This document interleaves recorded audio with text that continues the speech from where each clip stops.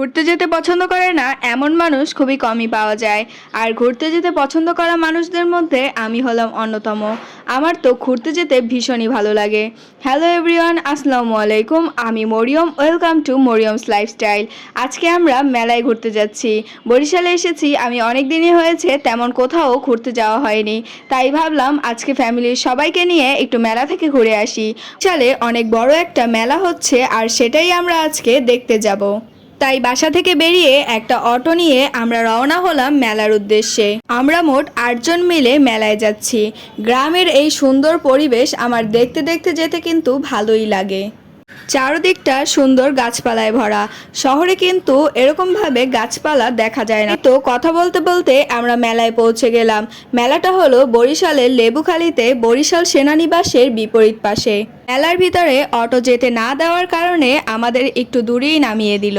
তারপরে আমরা একটু হেঁটেই মেলায় পৌঁছালাম। আর মেলার ডেকোরেশনটা আমার কাছে অনেক বেশি ভালো লেগেছে। তো আমরা মেলার গেটের সামনে পৌঁছালাম এবং এখান থেকে টিকিট কিনে আমরা ভিতরে ঢুকে যাব। মেলায় ঢোকার টিকিট ছিল মাত্র 20 টাকা করে। আমার আব্বু আমাদের সবার জন্য টিকিট কিনে দিল। তারপরে আমরা একে একে ভিতরে ঢুকলাম। এখানে মেলার সিকিউরিটিটা অনেক বেশি ভালো ছিল। মেলার বাহিরের মতো মেলার ভিতরের ডেকোরেশনটাও অনেক বেশি সুন্দর ছিল। এখানে অনেক সুন্দর সুন্দর স্টল ছিল এবং বিভিন্ন রাইডও ছিল। আরেকটা মজার ব্যাপার হলো, আমরা ঢোকার সময় যে টিকিটটা কিনেছিলাম ওটার ভিতরে আমরা নাম লিখে লটারি বক্সে ফেলতে পেরেছিলাম, কিন্তু আমরা কোনো লটারি পাইনি। এতে অনেক বেশি আকর্ষণীয় ছিল এই পানির ঝর্ণাটা। এটা আমরা অনেকক্ষণ দাঁড়িয়ে দাঁড়িয়ে দেখলাম এবং এর সাথে কিছু পিকচারও তুলে নিলাম। অনেকেই এটা দাঁড়িয়ে দাঁড়িয়ে দেখছিল, আর আসলেই এটা অনেক বেশি সুন্দর ছিল। তারপরে আমরা মেলার স্টলগুলো ঘুরে ঘুরে দেখলাম। এখানে অনেক জিনিসেরই স্টল ছিল। বাচ্চাদের খেলনা থেকে শুরু করে ঘর সাজানোর সামগ্রী এবং জামা কাপড় সবকিছুই এখানে পাওয়া যাচ্ছিল। বাচ্চাদের এবং বড়দের সকলকেই আনন্দ দেওয়ার জন্য বিভিন্ন রকম রাইডও ছিল। আরও ছিল বিভিন্ন ধরনের খাবারের স্টল। আমি আমার ভাই বোনদেরকে নিয়ে ট্রেনে উঠেছিলাম। আমার কাছে অনেক বেশি ভালো লাগে এই ট্রেনে উঠতে। ছোটবেলায় আমি কোনো পার্কে গেলেই ট্রেনে উঠতাম। তারপর ট্রেন রাইড শেষ করে আমরা আবার মেলার স্টলগুলো একটু ঘুরে ঘুরে দেখলাম এবং যার যেটা প্রয়োজন সে সেটা কিনলাম। এখানে অনেক সুন্দর সুন্দর মেয়েদের চুড়ি এবং অনেকগুলো জুয়েলারি ছিল। মেলার এই জুয়েলারিগুলো আমার কাছে অনেক বেশি ভালো লেগেছে, তাই আমি আমার জন্য কিছু জুয়েলারি নিয়ে নিলাম এবং আমার আম্মু আমার ছোট বোনের জন্য কিছু ব্যান্ড ক্লিপ কিনে নিল। ওর তো অনেক বেশি পুতুল পছন্দ, তাই ওর জন্য পুতুল দেখতে গেলাম।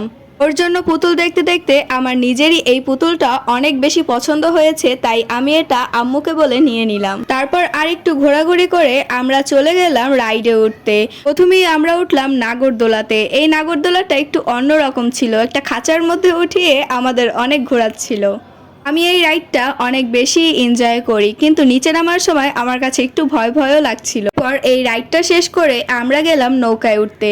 রাইডগুলোর টিকিট মূল্য মাত্র 50 টাকা করে ছিল। এই রাইডটাও আমার কাছে ভালোই লাগছিল এবং আমরা সবাই অনেক বেশি এনজয় করি। আসলে ফ্যামিলির সবাই মিলে কোথাও গেলে অনেক বেশি এনজয় হয়। এরপর আমরা এই রাইডটা শেষ করে আমরা মেলা থেকে বেরিয়ে যাই। আমাদের মেলাতে বসেই ডিসিশন হয়েছিল যে আমরা সবাই মিলে রসগোল্লা খেতে যাব, কিন্তু একটু রাত হয়ে যাওয়ার কারণে আমরা কোনো অটোই পেলাম না। এই ডিসিশন নিলাম আব্বু আর নানা ভাই মিলে বাইকে করে গিয়ে আমাদের জন্য রসগোল্লা নিয়ে আসবে এবং আমরা সেটা বাসায় বসে খাবো।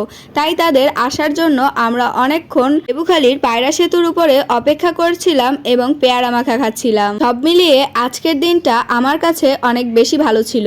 তারপরে তারা ফিরে আসার পর আমরা একটা অটো পেয়েছিলাম এবং সেটা করে আমরা বাড়িতে চলে আসি। বাড়িতে এসে আমরা সেই মজার মজার রসগোল্লাগুলো সবাই মিলে খেয়েছি। আজকের ভিডিওটা ছিল এই পর্যন্তই। দেখা হবে পরবর্তী কোনো ভিডিওতে। সেই পর্যন্ত সবাই ভালো থাকবেন, সুস্থ থাকবেন।